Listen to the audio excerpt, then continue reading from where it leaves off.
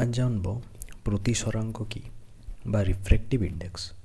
তো তার আগে আমরা কিছু রিভিশন করে নিই যে প্রতিসরণ বা রিফ্র্যাকশন কী।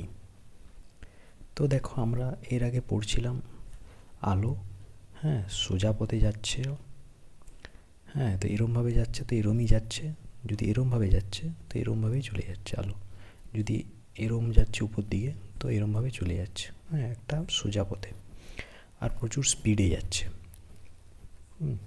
আর এটা একটা স্বচ্ছ মাধ্যমে যাচ্ছে, যেমন বাতাস। তো বাতাস একটা স্বচ্ছ মাধ্যম। তো যখন আলো একটা স্বচ্ছ মাধ্যম থেকে, যেমন বাতাস থেকে, একটা স্বচ্ছ মাধ্যম থেকে আরেকটা স্বচ্ছ মাধ্যমে ঢুকছে, মনে করো এটা একটা কাঁচ, অন্য একটা মাধ্যম। তো আলো যখন একটা মাধ্যম থেকে গিয়ে অন্য আরেকটা মাধ্যমে ঢুকছে, তো আলোর স্পিডটা স্লো হয়ে যাচ্ছে, আর সাথে আলোর যে পথটা ওটা বেঁকে যাচ্ছে। এতক্ষণ আলো সোজা পথে যাচ্ছিল, কিন্তু বেঁকে গেল এইভাবে। তো এটা কখন হচ্ছে না, আলো যখন একটা মাধ্যম থেকে অন্য মাধ্যমে ঢুকছে, তখনই আলোর স্পিডটা স্লো হয়ে যাচ্ছে আরও বেঁকে যাচ্ছে। এই ঘটনাটাকেই বলা হয় প্রতিসরণ বা রিফ্র্যাকশন। আমরা কি জানি, বাতাস একটা স্বচ্ছ মাধ্যম। তো মনে করো আমাদের এতক্ষণ বাতাসের মধ্য দিয়ে আলো এরকম যাচ্ছে, বাতাসে সরলরেখায় সোজাভাবে। এবার এর মাঝখানে যদি আমরা একটা অন্য মাধ্যম রেখে দিই, অন্য আলাদা একটা স্বচ্ছ মাধ্যম রেখে দিই, যেমন কাঁচ, তাইলে কি হবে? তো দেখো, যখন বাতাসে আলো যাচ্ছে, বাতাস মানে একটা স্বচ্ছ মাধ্যমের মধ্য দিয়ে যখন আলোক রশ্মি যাচ্ছে, তখন ওর যে স্পিডটা তখন আলাদা। কিন্তু যখন অন্য একটা মাধ্যমে ঢুকে যাচ্ছে আলো, তখন ওর স্পিড স্লো হয়ে যাচ্ছে। তো ওর কী হলো, স্পিডটা স্লো হয়ে যাচ্ছে, তখন ওর স্পিড আলাদা হয়ে যাচ্ছে। মানে বাতাসে স্পিড আলাদা, আর কাঁচ মাধ্যমে স্পিড আলাদা, মানে দুটো মাধ্যমে স্পিড আলাদা। তো প্রতিসরাঙ্ক হচ্ছে একটা স্বচ্ছ মাধ্যমে আলোর স্পিড অন্য আরেকটা স্বচ্ছ মাধ্যমের আলোর স্পিডের তুলনায় কত গুণ বেশি বা কম, সেটাই জানার একটা পরিমাপ, বুঝলে? তো একটা প্রতিসরাঙ্ক হচ্ছে একটা পরিমাপ কিসের না, একটা স্বচ্ছ মাধ্যমে আলোর স্পিড অন্য আরেকটা স্বচ্ছ মাধ্যমের আলোর স্পিডের তুলনায় কত গুণ বেশি বা কম, মানে স্পিডের তুলনা করা হয় এখানে। আর আমরা কি জানতে পারি প্রতিসরাঙ্ক থেকে না, আলোর কতটা স্পিড কমে যায় আর কতটা বেঁকে যায়। মনে করি এটা একটা লেন্স, এটা একটা মাধ্যম, আর এটা বাতাস মাধ্যমে আলো আসছে, ধাক্কা খেলো লেন্সে, তো লেন্সের স্পিডটা কমে গেল, আর স্পিড কমে গিয়েই ও বেঁকে যায় এরমভাবে, গিয়ে ধরো এরমভাবে বেঁকে যেতে পারে। তো একটা মাধ্যম থেকে এই মাধ্যমে যখন বাতাস মাধ্যমে ওর স্পিডটা আলাদা, আর যখন লেন্সে আছে এই মাধ্যম, এটাও একটা স্বচ্ছ মাধ্যম, তো এই মাধ্যমের স্পিডটা আলাদা। তো এই যে দুটো মাধ্যমে আলাদা আলাদা স্পিডের এই তুলনাটাকেই বলা হচ্ছে প্রতিসরাঙ্ক বা রিফ্র্যাক্টিভ ইন্ডেক্স। এবার এই প্রতিসরাঙ্কের একটা সূত্র আছে, তো সূত্রটা হচ্ছে n ইকুয়ালস টু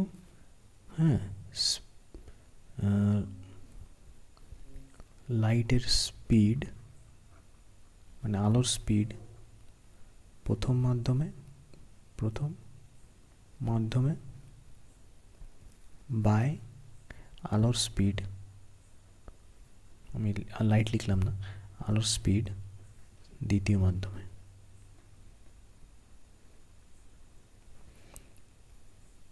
এবার দেখো, এখানে দুটো আলাদা আলাদা মাধ্যমের কথা বলা হয়েছে, দুটো আলাদা আলাদা মাধ্যমের আলোর স্পিডের কথা বলা হয়েছে আর তুলনা করা হয়েছে।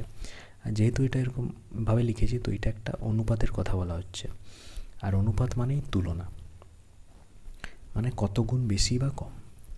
তো এখানে কি হয়েছে না, এখানে দেওয়া আছে আলোর স্পিড প্রথম মাধ্যমে আর আলোর স্পিড দ্বিতীয় মাধ্যমে, মানে এই দুটো মাধ্যমের আলোর স্পিডের সাথে তুলনা করা হচ্ছে। এবার মনে করো আমরা ধরছি হ্যাঁ, আমরা যদি বার করি যে এইখানে আমরা ধরলাম প্রথম একটা মাধ্যম ধরলাম কাঁচ মাধ্যম, আর নিচে এটা কাঁচ মাধ্যমে আলোর স্পিড, আর নিচে লিখলাম যে বাতাস মাধ্যমে আলোর স্পিড। এবার এটা প্রতিসরাঙ্ক বার করব। এবার প্রতিসরাঙ্কটা কার বার করব সেইটা আমাদের জানতে হবে। তো এই যে ভাগ আমরা যে বাই চিহ্নটা দিয়েছি, তো নিচে যে জায়গা নিচে যে মাধ্যমটা লেখা থাকবে আমরা সেটারই প্রতিসরাঙ্ক বার করব। মানে আমাদেরকে যদি বলি বাতাসের প্রতিসরাঙ্ক বের করতে, তো বাতাস মাধ্যমে আলোর যে স্পিডটা ওটা নিচে লেখা হবে, আর উপরে কোনটা লেখা হবে না যে মাধ্যমের সাথে ওর তুলনা করা হচ্ছে। তো এখানে কার সাথে কার তুলনা হচ্ছে না, এখানে বাতাসের প্রতিসরাঙ্ক বের করা হচ্ছে কীভাবে না, বাতাস মাধ্যমে আলোর যে স্পিড, হ্যাঁ, সেটার সাথে তুলনা করা হচ্ছে কাঁচ মাধ্যমে আলোর যে স্পিডটা, ওই দুটো স্পিডের মধ্যে তুলনা করা হচ্ছে। এখানে এবার নিচে তুমি কাঁচও লিখতে পারো, উপর বাতাসও লিখতে পারো। তাহলে যদি নিচে কাঁচ লেখো তাহলে তখন এটা কাঁচের প্রতিসরাঙ্ক বের করা হবে, বুঝলে? এটা বাতাসের প্রতিসরাঙ্ক বার করছি, মানে বাতাসটাকে নিচে লেখা হবে আর এরকম তুলনা করা হবে।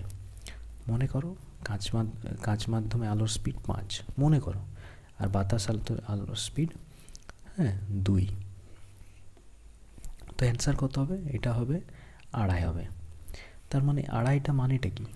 2.5 মানে এই বোঝাচ্ছে, বাতাসের প্রতিসরাঙ্ক 2.5 মানে এই বোঝাচ্ছে যে বাতাস মাধ্যমে আলোর স্পিড কাঁচ মাধ্যমে আলোর স্পিডের থেকে 2.5 গুণ বেশি বা কম, বুঝলে? এবার ওটা দেখতে হবে যে কার সাথে তুলনা করা হচ্ছে। যদি এমন একটা মাধ্যমের সাথে তুলনা করা হচ্ছে যেটার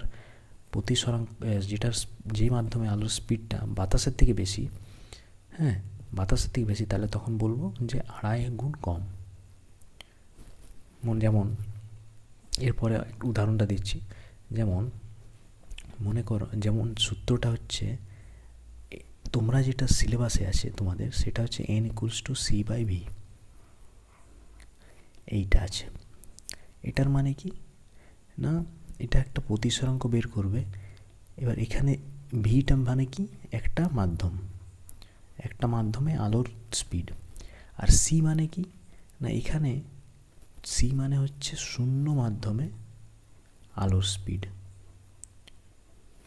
আস্তে আস্তে বুঝবে, একটু দাঁড়াও, ওয়েট করো। শূন্য মাধ্যমে আলোর স্পিড কত না, 3 × 10⁸ মিটার/সেকেন্ড। তো এখানে আমরা কি তুলনা করছি, তো এখানে কি কার সাথে তুলনা করব না, এই মাধ্যমে মানে নিচে যে স্বচ্ছ মাধ্যমটা থাকবে সেই স্বচ্ছ মাধ্যমে যে আলোর স্পিডটা, সেই স্পিডের তুলনা হবে কোনটার সাথে না, শূন্য মাধ্যমে আলোর যে স্পিডটা আছে সেই স্পিডটার সাথে, বুঝলে? তার মানে এটা মনে করে ভির জায়গায় আমি লিখলাম কাঁচ, c/কাঁচ মাধ্যম। তার মানে নিচে যেহেতু কাঁচ লিখে, তো তাহলে মানে কাঁচেরই প্রতিসরাঙ্ক বার করছি, কাঁচের n মানে প্রতিসরাঙ্ক। তো মানেটা কি হলো, দাঁড়ালো না, কাঁচ মাধ্যমে আলোর যে স্পিড সেটা শূন্য মাধ্যমে আলোর যে স্পিড আছে সেই স্পিডটার সাথে কত গুণ বেশি বা কম। এবার দেখো, আমরা জানি যে শূন্য মাধ্যমে আলোর স্পিড সবচেয়ে বেশি, ওর চেয়ে বেশি কোথাও নেই, হ্যাঁ। তার মানে আমরা এটা জানবো, যখন আমরা শূন্য মাধ্যমের সাথে তুলনা করছি, তার মানে এই যে নিচে যে মাধ্যমেই থাক না কেন, আমরা শূন্য মাধ্যমের স্পিডের থেকে বেশি কারোরই হবে না। মানে এখানে যখন কাঁচের প্রতিসরাঙ্কটা কাঁচ তোমরা লিখবো স্পিডটা, কাঁচ মাধ্যমে আলোর স্পিড, তখন সবসময় এটার থেকে কমেই থাকবে সি এর, এই শূন্য মাধ্যমের আলোর স্পিডের থেকে। কেন? কারণ ওটাই হাইয়েস্ট, ওর চেয়ে বেশি কোনো কারোর স্পিড নেই। এর জন্য এখানে তুলনা করা হয়েছে শূন্য মাধ্যমের সাথে। যেমন যদি বলি যে কাঁচের প্রতিসরাঙ্ক কত, তো আমরা সি মানে কি জানলাম, 3 × 10⁸ মিটার/সেকেন্ড। এবার মনে করো কাঁচ মাধ্যমে আলোর স্পিড হচ্ছে 2 × 10⁸, আর তার মানে আমরা যদি কাটাকুটি করি, 3-এর 2, এই 10⁸ কেটে গেল, 3/2 1.5। তো এই 1.5 মানে কি? আর এর কোনো একক নেই প্রতিসরাঙ্কের। আর 1.5 মানে কি? তাহলে কাচের প্রতিসরাঙ্ক দাঁড়ালো 1.5। তো তুমি লিখতে পারো n, কাচের প্রতিসরাঙ্ক 1.5 মানে কি না, কাঁচ মাধ্যমে আলোর যে স্পিড সেইটা 1.5 গুণ কম কোনটার থেকে না, শূন্য মাধ্যমে আলোর স্পিডের থেকে। কম কেন বলছি? কারণ আমরা জানি শূন্য মাধ্যমে সবসময় হাইয়েস্ট হবে আর বাকি সব মাধ্যমে লো হবে। এর জন্য আমরা বলছি, এটা আমি লিখে দিচ্ছি যে এটার মানে হচ্ছে কাঁচ মাধ্যমে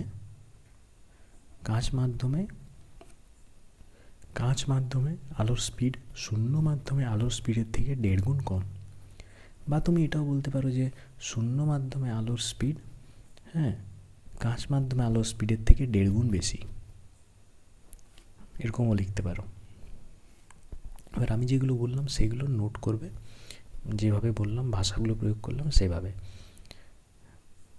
এই সূত্রে আমরা সবসময় শূন্য মাধ্যমের সাথে আমরা তুলনা করব, হ্যাঁ।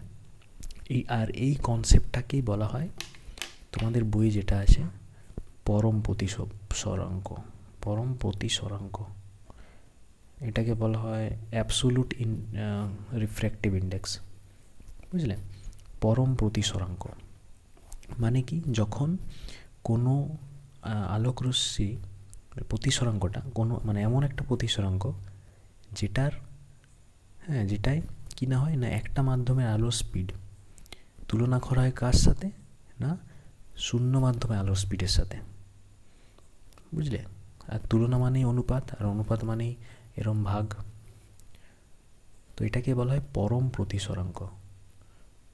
এবার দেখো, তোমার প্রতিসরাঙ্ক যত বেশি হবে তত আলোর স্পিডটা কমে যাবে, আর তত ওই যে আলোর যে পথটা ও তত নর্মালের দিকে বাঁকবে। মানে এটা তো এইভাবে যাওয়ার কথা, কিন্তু ও যাবে এইদিকে নর্মালের দিকে, এরম নর্মালের দিকে যাবে। মানে আমরা এর আগে পড়েছি নর্মাল কি, হ্যাঁ। তো যত বেশি প্রতিসরাঙ্ক তত সে স্লো যাবে, সেই আলোটা অন্য মাধ্যমে যখন বেরোবে, যেমন এটা বাতাস থেকে কাঁচে যাচ্ছে, হ্যাঁ, কাঁচ মাধ্যম, বাতাস থেকে কাঁচ মাধ্যম। তো যত বেশি প্রতিসরাঙ্ক তত সে স্লো যাবে, প্লাস ও নর্মালের দিকে ভাগতে থাকবে, বুঝলে? ও যাওয়ার মানে যেদিকে যাওয়ার কথা, হ্যাঁ, সেই দিক থেকে শুরু করে মানে এই নর্মালের দিকে ভাগতে থাকবে। এটা যত বেশি প্রতিসরাঙ্ক হবে। আর যত কম প্রতিসরাঙ্ক হবে, বুঝলে, যত কম প্রতিসরাঙ্ক হবে আলো তত স্পিডে যাবে, আর সে মানে আলোকরশ্মি যে পথটা ও নর্মাল থেকে তত দূরে যাবে। মানে কি, যেমন এই আলোকরশ্মিটা এরম যাওয়ার কথা, তো আলোকরশ্মি নর্মাল থেকে দূরে যাবে, মানে এদিকে যাবে, বুঝলে? মানে না, সরি, এরকমভাবে যাবে, বুঝলে? আর নর্মাল থেকে দূরে যাওয়ার চেষ্টা করবে, ওইভাবে। এটা নয়, এইভাবে। বা আমি যদি আরেকবার আঁকি, আলোকরশ্মি যদি এইভাবে ঢুকছে, এটা নর্মাল, আর যাওয়ার কথা আসলে এদিকে, তো ও নর্মালের দিকে না বেঁকে নর্মাল থেকে দূরে যাওয়ার চেষ্টা করবে, এরম। তো যত কম প্রতিসরাঙ্ক তত নর্মাল থেকে দূরে যাবে, আর যত বেশি প্রতিসরাঙ্ক ও নর্মাল থেকে কাছে আসবে। আর বেশি প্রতিসরাঙ্কে আলোর স্পিড কমে যায়, আর কম প্রতিসরাঙ্কে আলোর স্পিড বেড়ে যায়। তো এটা লিখলাম যে বেশি প্রতিসরাঙ্ক মানে স্লো স্পিড, আর নর্মাল থেকে দূরে মানে তত বেশি ও বাঁকবে, বুঝলে? নর্মাল থেকে দূরে মানে বেশি বাঁকবে। আর কম প্রতিসরাঙ্ক মানে বেশি স্পিড,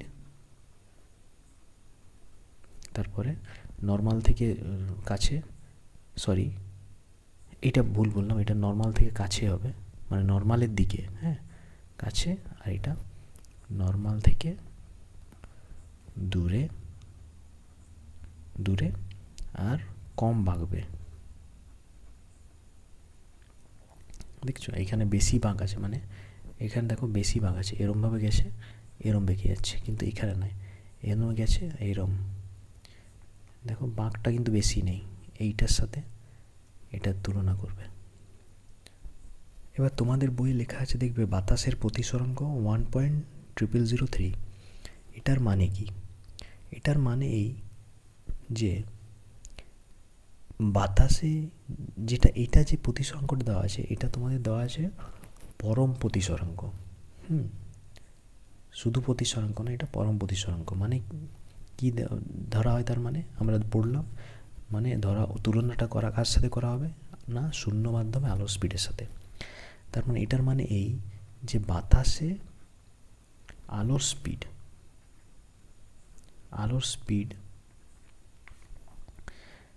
শূন্য মাধ্যমে আলোর স্পিডের, শূন্য মাধ্যমে আলোর স্পিডের 1.0003 গুণ কম।